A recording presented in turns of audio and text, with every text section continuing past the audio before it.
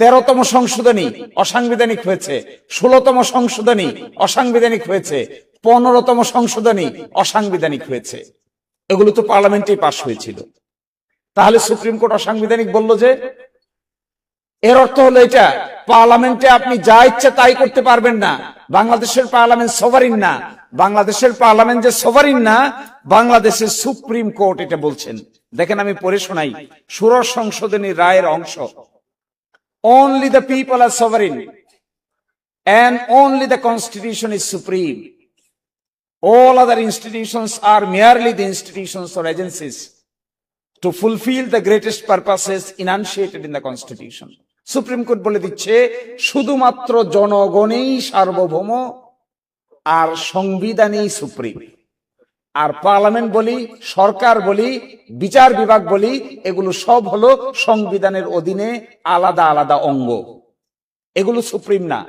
এটা একটা আরেকটাকে চেক দেয়। পার্লামেন্ট যদি বেআইনি কাজ করে, সুপ্রিম কোর্ট চেক দেয়। সুপ্রিম কোর্ট যদি এমন কোন কাজ করতে পারবে না যা পার্লামেন্টের উপর বাধ্যকর, ডাইরেকশন দিতে পারবে না। আবার সরকার যদি এমন কোন বেআইনি কাজ করে, সুপ্রিম কোর্টে গেলে স্টে হয়ে যায়। তাহলে সুপ্রিম কোর্ট, সরকার, পার্লামেন্ট, তিনটার একটা ট্রায়াঙ্গেল মিলে রাষ্ট্র। এই রাষ্ট্রের ভিতরে তিনটার একটাও সভারিন না, একটাও সার্বভৌম না। সার্বভৌম হলো এস পার আর্টিকেল 7 এবং বাংলাদেশের সংবিধানের 1 নম্বর অনুচ্ছেদ বলে, শুধুমাত্র সার্বভৌম হলো জনগণ। এখন পরবর্তী প্রশ্ন, গণভোট হলো জনগণের এইরকমই ইচ্ছার ডাইরেক্ট বহিঃপ্রকাশের নাম হইল গণভোট। আচ্ছা, বাংলাদেশে কি গণভোট ছিল? ছিল না। 72 সালের সংবিধানে কোনো গণভোট ছিল না। গণভোট আসলো কখন? প্রথম গণভোট আনলেন second proclamation order, 5th amendment order of 1978। Bangladesh সংবিধানের গণভোটের বিধান প্রথম শহীদ প্রেসিডেন্ট জিয়াউর রহমান যোগ করেন। এটা 1978 সালে 15th amendment, second proclamation, 15th amendment order 1978। এটা দিয়ে বললেন, বাংলাদেশের সংবিধানের প্রস্তাবনা, অনুচ্ছেদ 8, অনুচ্ছেদ 48, অনুচ্ছেদ 56 এবং অনুচ্ছেদ 142, এগুলো যদি সংশোধন করতে হয় তাহলে 142-এর অধীনে গণভোট ছাড়া সংশোধন করা যাবে না। এটা যোগ করলেন 1978। কিন্তু ইন্টারেস্টিং, বাংলাদেশের প্রথম গণভোট হয়েছে 1977। সংবিধানে আসার আগে 30 মে 1977 বাংলাদেশের ইতিহাসে প্রথম গণভোট অনুষ্ঠিত হয়। এই গণভোটের প্রশ্ন কি ছিল? আমি এবার প্রশ্নে ঢুকছি। আমাদের বন্ধুরা বলছেন আমাদের এখনকার গণভোটের প্রশ্নটা নাকি স্পষ্ট না, এই জন্য জনগণ না বুঝে ভোট দিয়ে দিয়েছে। এইটার উত্তরটা দেখেন। এই প্রথম গণভোটের বিধান কি ছিল এবং প্রশ্নটা কি ছিল? প্রশ্নটা আমি পড়ছি। রাষ্ট্রপতি major general Ziaur Rahman BU এবং তার অনুসৃত নীতি কর্মপন্থার প্রতি আপনার আস্থা আছে কি? তো নীতি কি? কয়টা নীতি? আমরা কেউ বলতে পারবো যে এই কয়টা নীতি? কেউ বলছেন 19 দফা। জনগণ 19 দফা জানে? এই প্রশ্নটা কি সুস্পষ্ট হইল না অস্পষ্ট হইল? আপনারা আমি আবার পড়ি, আপনারা বুঝেন। এগুলো ক্যালকুলেশন, একেবারে ম্যাথমেটিক্স এর মতো ক্যালকুলেশন। এগুলো গরম বক্তৃতার ক্যালকুলেশন না। রাষ্ট্রপতি major general Ziaur Rahman BU এবং তাহার অনুসৃত নীতি, দেখেন তো দেখি অনুসৃত নীতি কতগুলা। ও কর্মপন্থার প্রতি আপনার আস্থা আছে কি? কর্মপন্থা কয়টা? অনুসৃত নীতি কয়টা? এই প্রশ্নের কিন্তু উত্তর খুঁজে পাওয়া বড়ই কঠিন। প্রথম গণভোট গেল। দ্বিতীয় গণভোট বাংলাদেশের ইতিহাসে 21 মার্চ 1985। এরশাদ সাহেব ক্ষমতায় আসলেন। উনি এসে আরেকটা গণভোটের আয়োজন করলেন। এই গণভোটটা কি? এই গণভোটের প্রশ্ন আমি পড়ছি। 1985 সালের গণভোটের প্রশ্ন দেখেন। আপনি কি রাষ্ট্রপতি এরশাদের নীতি সমর্থন করেন? এবং আপনি কি চান যে নির্বাচনের মাধ্যমে বেসামরিক সরকার গঠিত না হওয়া পর্যন্ত তিনি এই প্রশাসন চালিয়ে যান? তাহলে প্রথম প্রশ্নটা কি? রাষ্ট্রপতি এরশাদের নীতি সমর্থন করেন? তো রাষ্ট্রপতির এরশাদের নীতি তো বহু কিছু। সবটাকেই সমাধান করেন কিনা এই প্রশ্নের উত্তর জিজ্ঞাসা করা হচ্ছে। তৃতীয় গণভোট 15 সেপ্টেম্বর 1991 সালে বেগম খালেদা জিয়ার আমলে প্রেসিডেন্সিয়াল ফর্ম থেকে সংসদীয় ফর্ম পার্লামেন্টারি ফর্মে আসার সময় আরেকটা গণভোট হয়। সেখানে প্রশ্ন কি? সেখানে প্রশ্ন হলো গণপ্রজাতন্ত্রী বাংলাদেশের সংবিধানের দ্বাদশ সংশোধনী বিল 1991 এর রাষ্ট্রপতির কি সম্মতি দেওয়া উচিত কি না। তো দ্বাদশ সংশোধনী বিলে কি আছে? দ্বাদশ সংশোধনী বিলে কি আছে বাংলাদেশের সাধারণ জনগণ জানে? এটা জানা সম্ভব? আমাদের মতো উকিল মুক্তার রাজনৈতিক দলের লোকেরা না জানা সম্ভব। বাকি তেতুলিয়ায়, টেকনাফে, কোথায় কোন গ্রামের মহিলা সে কি জানে দ্বাদশ সংশোধনী বিলে কি আছে বা কি নাই? তাহলে প্রথম গণভোটের প্রশ্নটা ভ্যাগ, দ্বিতীয় গণভোটের প্রশ্নটা আরো ভ্যাগ, তৃতীয় গণভোটের প্রশ্নটা আরো স্পষ্ট, চতুর্থ গণভোট হলো যা আমরা করলাম। এইটার প্রশ্নটা দেখেন। এটার প্রশ্নটা কি? এটার প্রশ্নটা হলো, আপনি কি জুলাই জাতীয় সনদ বাস্তবায়ন আদেশ 25 এবং জুলাই জাতীয় সনদে লিপিবদ্ধ সংবিধান সংস্কার সম্পর্কিত নিম্ন বর্ণিত প্রস্তাব সমূহের প্রতি আপনার সম্মতি জ্ঞাপন করিতেছেন? 1, নির্বাচনকালীন সরকার তত্ত্বাবধায়ক সরকার হবে। আপনি কি এটার সাথে একমত? 2, আগামী জাতীয় সংসদ দ্বিকক্ষ বিশিষ্ট হবে। একটা উচ্চকক্ষ হবে, একটা নিম্নকক্ষ হবে। উচ্চকক্ষের সদস্য হবে 100 জন। 100 জনের ভিতরে যে দল যে পরিমাণ ভোট পাবে সেই ভোটের আনুপাতিক হারে উচ্চকক্ষ গঠিত হবে। আপনি কি একমত? 3, জাতীয় সংসদে নারী প্রতিনিধিত্ব, বিরোধী দল হতে ডেপুটি স্পিকার, কয়েকটি সংসদীয় কমিটির সভাপতি নির্বাচন সহ বেশ কয়েকটি বিষয়ে আপনি কি একমত? জুলাই জাতীয় সনদে বর্ণিত অপরাপর সংস্কার রাজনৈতিক দলগুলো তার ইচ্ছা অনুযায়ী করবে। আচ্ছা, এই যে 4টা প্রশ্ন আপনাদেরকে পড়ে শোনালাম, একটা হলো 1977 সাল, একটা হলো 1985 সাল, একটা হলো 1991 সাল, একটা হলো 2026 সাল। এই 4টা প্রশ্নের ভিতরে 26 সালের গণভোটের প্রশ্নটা সবচাইতে সুস্পষ্ট আকারে জিজ্ঞাসা করা হয়েছে। কোথায়? আপনারা যে গণভোটের আয়োজন করেছিলেন সেখানে বলেছেন কি, মেজর জিয়াউর রহমান কর্তৃক গৃহীত সকল নীতি পদ্ধতির সাথে কি আপনি একমত? এটা কোন সুস্পষ্ট প্রশ্ন হলো? 85 সালে এরশাদ সাহেবের সঙ্গে গৃহীত সকল নীতি পদ্ধতির সঙ্গে একমত, এটা কি সুস্পষ্ট প্রশ্ন হলো? 91 সালে দ্বাদশ সংশোধনীতে গৃহীত সংবিধানের বিলের সাথে আপনি একমত কি না স্পষ্ট হলো? নাকি তত্ত্বাবধায়ক সরকার আপনি মানেন কি মানেন না এটা স্পষ্ট হলো না? তাহলে যে বলছেন যে জনগণ না বুঝে ভোট দিয়ে দিয়েছে, আমি খুব অবাক হই এদের আর্গুমেন্ট দেখে। এদের argumentative capacity is very poor. কেন জানেন? এখন আমরা যদি বলি বিএনপির 31 দফা না বুঝে জনগণ দানের শীষে ভোট দিয়ে দিয়েছে, কি হবে? কথাটার উত্তরটা কি হবে? এই 4টা প্রশ্নের উত্তর ব্যালটে ছিল না? 4টা প্রশ্ন, এই 4টে প্রশ্ন আমরা যদি না বুঝে জনগণ ভোট দিয়ে দিয়েছে আর্গুমেন্ট করেন, তাহলে 31 দফা জনগণ বুঝে ভোট দিচ্ছে আপনাদের? তাহলে বোঝা যাচ্ছে এই গণভোটের সোর্স হইল সংবিধান, গণভোটের সূচনাকারী হলো বিএনপি, গণভোট অমান্যকারীও হইল বিএনপি। এখন তারা কি পারবেন এটা করতে?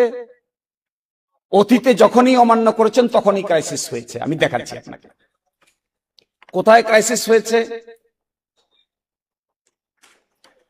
বড় ধরনের ক্রাইসিসের জন্ম হয়েছে কখনো সাংবিধানিক ক্রাইসিস, কখনো পলিটিক্যাল ক্রাইসিস। বাংলাদেশে তত্ত্বাবধায়ক সরকারের 1991 সালে বিচারপতি শাহাবুদ্দিনের নেতৃত্বে যে নির্বাচন হয় তার আগে 3 জোটের রূপরেখা হয়। এই 3 জোটের রূপরেখা 91 সালে ক্ষমতায় আসার পরে তারা বেমালুম ভুলে গেছে। 91 সালে এসে একটা গণভোটের আয়োজন করে প্রেসিডেন্সিয়াল ফর্ম থেকে পার্লামেন্টারি ফর্মে আসছে। এইটা পরবর্তীতে না মেনে তত্ত্বাবধায়ক সরকার সিস্টেম কন্টিনিউ না করার কারণে যে সংকটের তৈরি হয়েছিল, 1996 সালে একটা সেম ইলেকশন করে এই সংকট থেকে বের হয়ে গিয়ে 96 সালেই মাত্র 15 দিন সংসদে থেকে গভীর রাতে তত্ত্বাবধায়ক সরকারের বিল সংসদে পাশ করে ওই সংকট থেকে বাংলাদেশের মানুষ মুক্তি পেতে হয়েছে। তা আপনারা আবার করবেন এটা?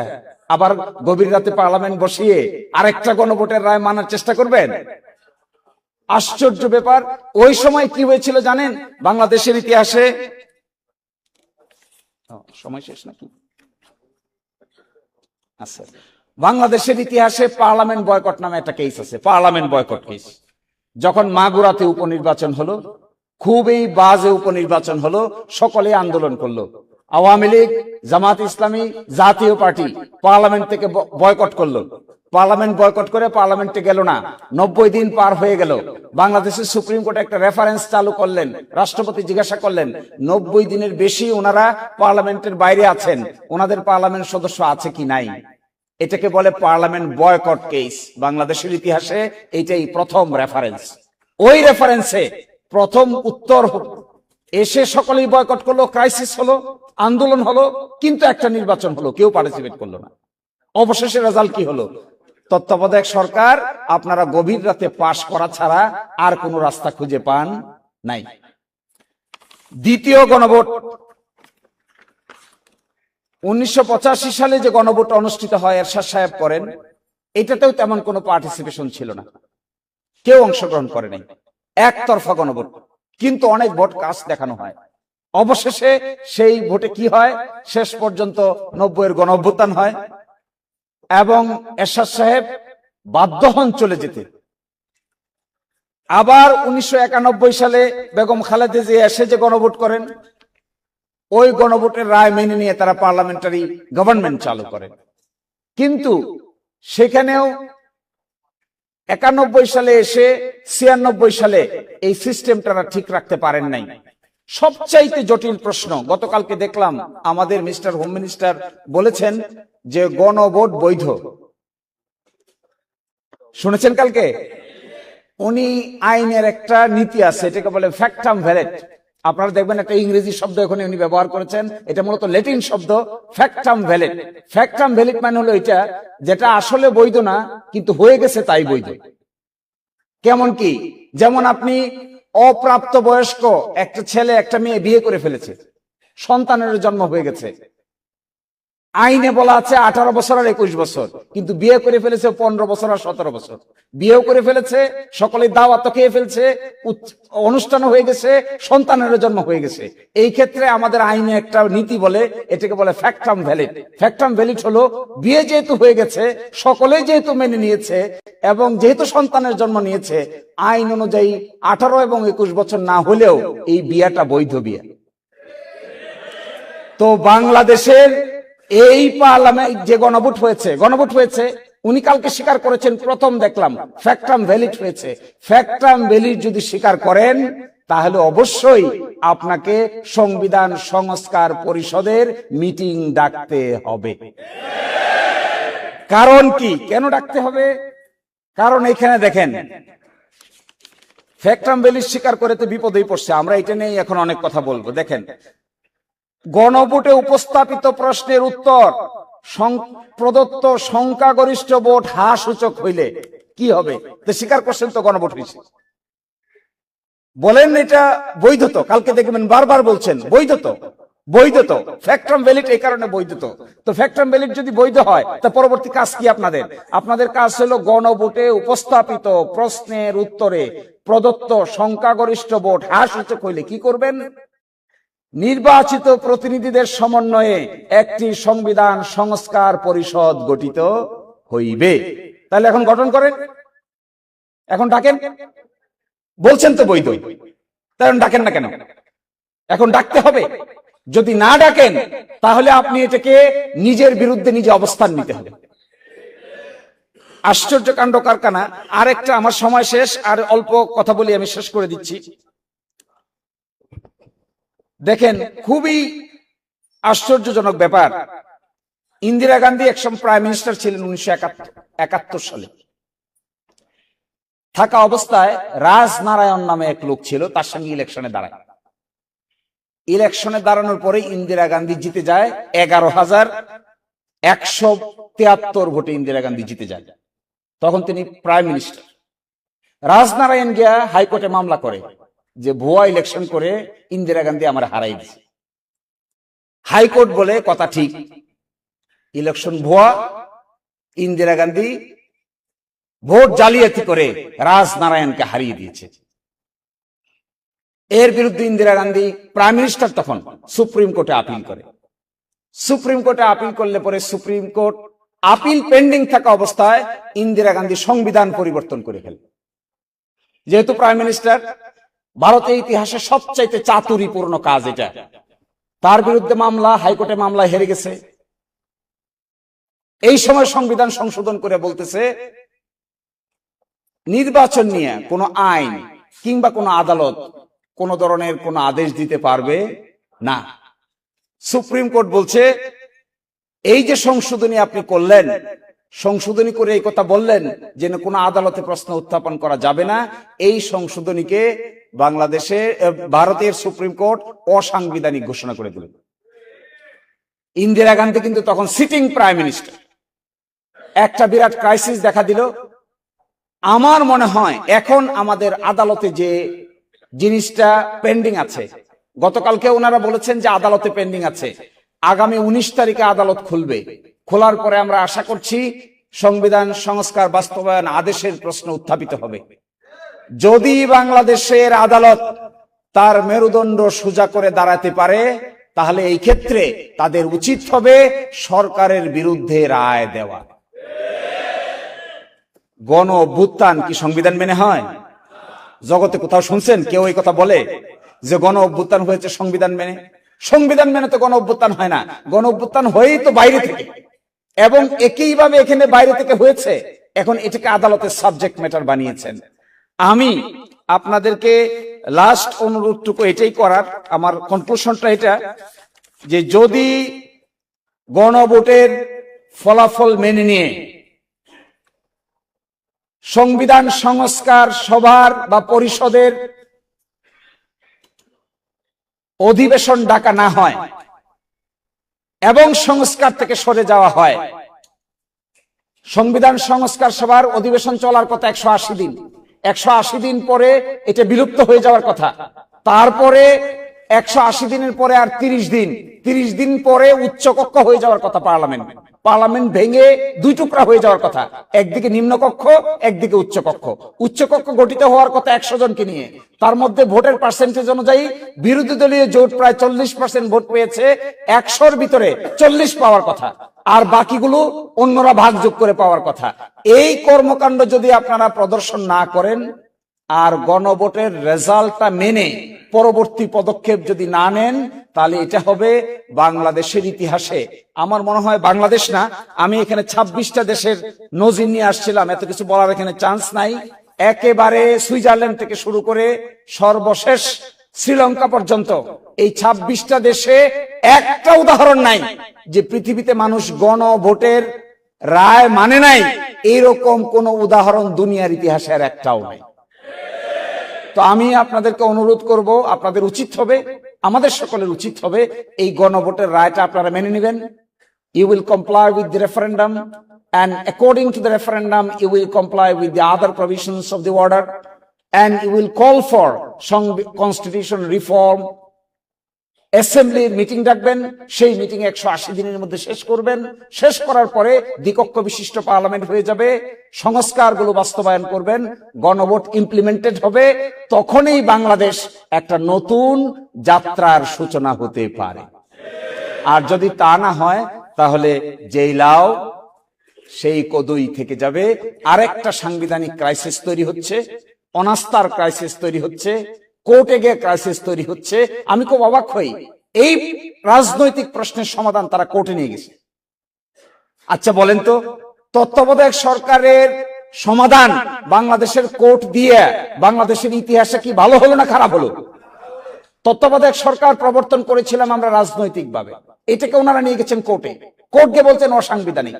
17 বছর দেশে আগুন জ্বলছে, এখন এসে কোর্ট আবার বলছেন সাংবিধানিক। তো এখন সাংবিধানিক হিসেবে আবার তত্ত্বাবধায়ক সরকার জাতির জীবন থেকে চলে গেছে 17 years. This approach is a bad approach, chaotic approach, destructive approach, unconstitutional approach, unpolitical approach, unstable approach. একটা responsible political party must take responsible approach. Responsible approach যদি না হয়, আপনি গণভোট চাইলেন, গণভোটের পক্ষে আপনি প্রচারণা চালালেন, আইন হলো, সকলেই পার্টিসিপেট করলাম, এখন বলেন জনগণ না বুঝে নাকি ভোট দিয়ে দিয়েছে। আরে কি সেই এটা লজ্জারও তো একটা সীমা থাকা দরকার। এবং লজ্জা হলো ইমানের, এটা যাদের থাকবে না এদেরকে আমার সিনিয়র ব্যারিস্টার আব্দুর রাজ্জাক সাহেব বলতেন, there are some missile which are unguided missile. আপনি যদি মিসাইল ছুড়েন আর মিসাইলের নিয়ন্ত্রণ নিজের হাতে রাখতে না পারেন, এই মিসাইল কার বাড়িতে কোন শিশুকে কোন নারীকে হত্যা করবে